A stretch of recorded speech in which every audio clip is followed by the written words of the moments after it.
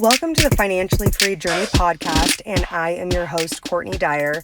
And before we get started today with our episode, I just want to remind you to subscribe if you haven't already, and of course, leave a 5-star review. It really does help people like yourself find this podcast and get on their way to be financially free. Okay, so today's episode is all about the little habits and way of thinking that can help you be better with your money. A lot of money management comes down to not just the way that we spend our money, but the way that we think about our money. There is a lot of data out there, guys, on how to change our mindset when it comes to money. Although I realize everybody is different, these micro habits that we're going to go over today are supported by data that has been gathered by professionals and tested for positive results. So these habits are definitely going to encourage you to rethink your everyday routines that may be causing you to not stick to and achieve your money goals. So let's get into it. Here are 5 micro habits that are psychologically proven to make you better with your money. Micro habit number 1, work an ATM stop into your daily routine. This may come as a shock to some of you listening, but it has been proven time and time again in studies that when people use a credit card or a debit card to pay for their purchases, parting with their money doesn't seem quote unquote as real. Using a credit card dulls the pain for 2 important reasons. Number 1, there is a separation in time from when the credit card actually has to be paid and when the purchase was made. And number 2, using a credit card allows different purchases to be mixed together. And when this happens, the bill comes and you can't really attribute the bill and the amount that you need to pay to one particular purchase, which allows you to continue your bad habits of overspending. Point blank, with a lot of people, when you spend on a card, it makes you much more likely to overspend. Your money is less tangible, and it's going to ultimately derail you from achieving your money goals. So going on a cash diet for 60 days is going to allow you to pinpoint those spending habits and create a new, healthier habit of thinking through your purchases. What is it that people say? It takes, 60 days to break or create a bad habit, right? So let's create a good habit by pinpointing those purchases. So micro habit number 2 is put your quote unquote free money directly into a savings or investing account. Okay, I know what you're thinking. You're thinking, but Courtney, I don't have any free money.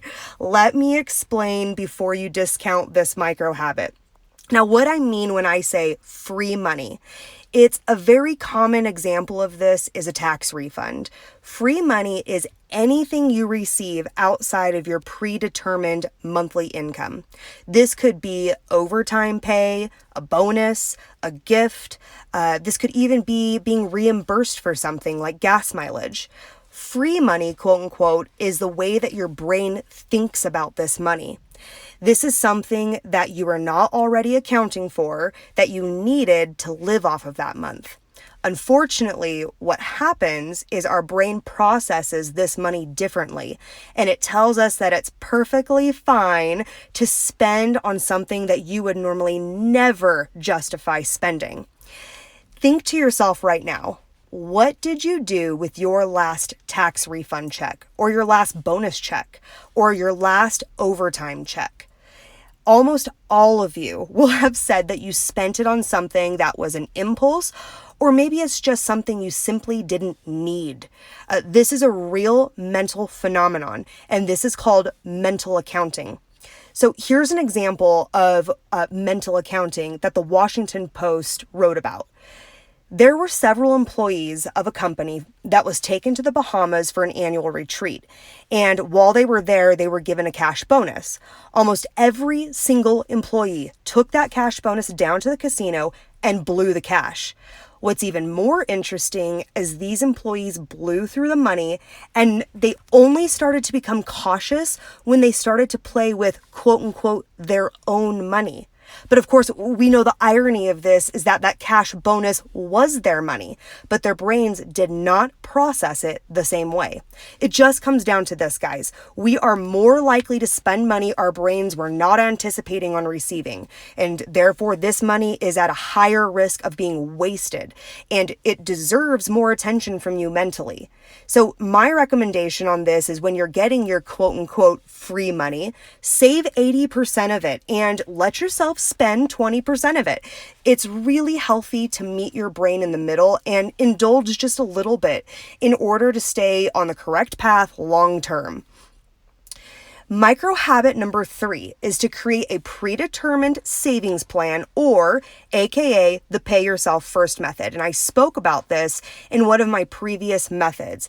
This needs to not only be a predetermined amount, but also a predetermined time. So for example, if you decide that you're going to save $500 a month, you need to decide what day you're also going to be saving, and then you need to set up that money to automatically be deposited into your savings or investment account.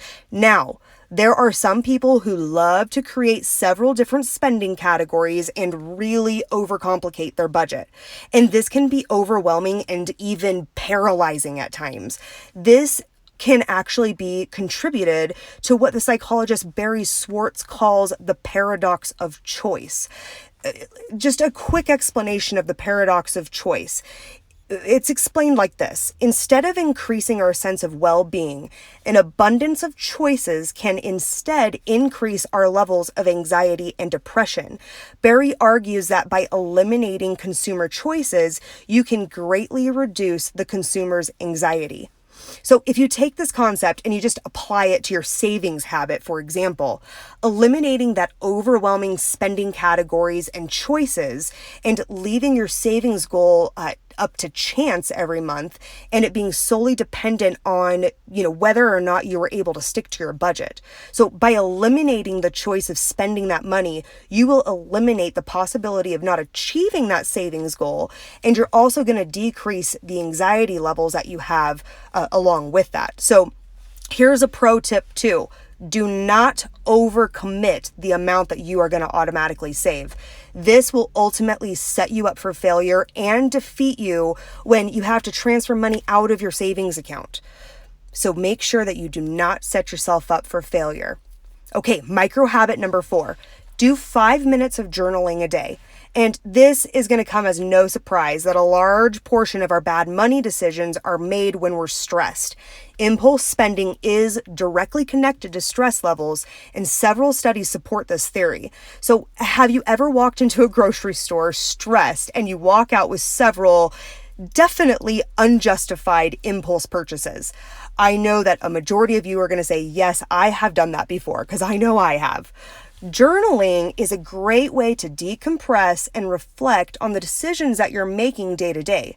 Not only can you reflect on that day's decisions, but you are also able to start identifying patterns of your mindset that may be attributing to your money habits. So now that you're identifying these patterns, you can also start to think of ways to mitigate those bad money decisions and have a game plan for them before they arise. And a way to set yourself up for success when it comes to journaling is to look into efficient journaling methods. Like my favorite is bullet journaling. This is a small checklist of things that you've accomplished that day and a quick and efficient way to reflect on your progress and your decisions. Okay, last but not least, micro habit number 5. 15 minutes a day of learning.